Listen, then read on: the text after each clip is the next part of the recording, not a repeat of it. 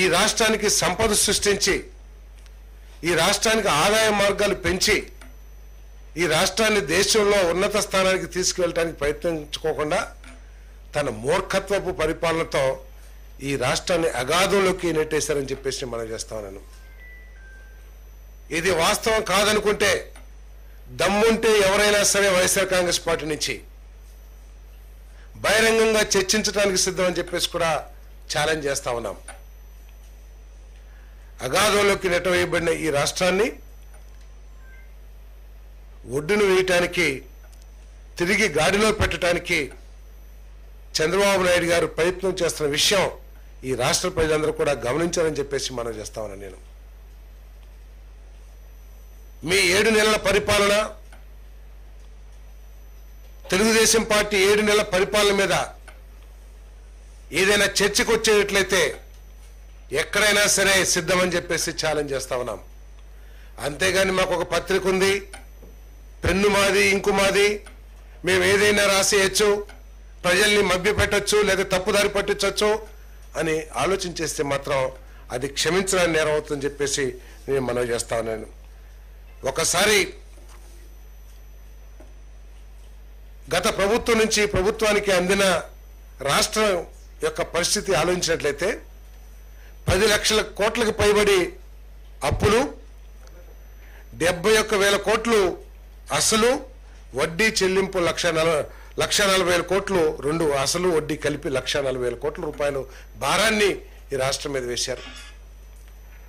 ఆలోచిద్దాం. అప్పు చేస్తాం తప్పు కాదని కూడా కొంతమంది వాదన చేస్తారు.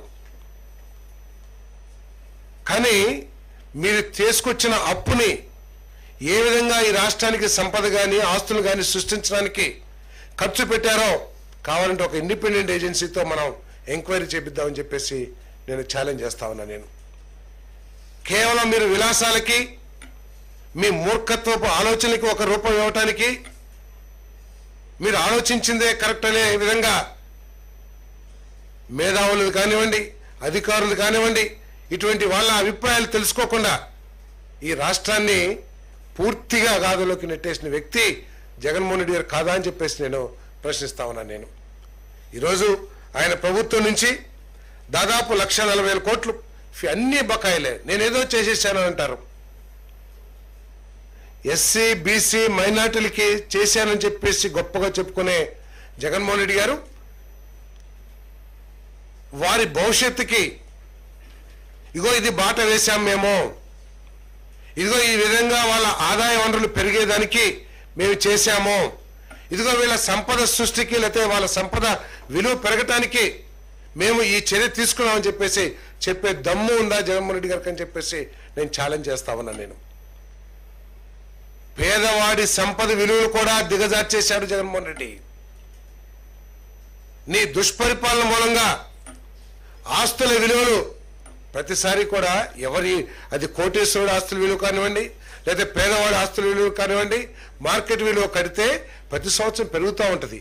పెరగటానికి కారణం ప్రభుత్వాలు తీసుకునే నిర్ణయాలు, ప్రభుత్వం తీసుకునే విధానాలు, అవలంబించే విధానాలు ఒక మూల కారణం అని చెప్పేసి కూడా ఈ సందర్భంగా తెలియజేస్తాను.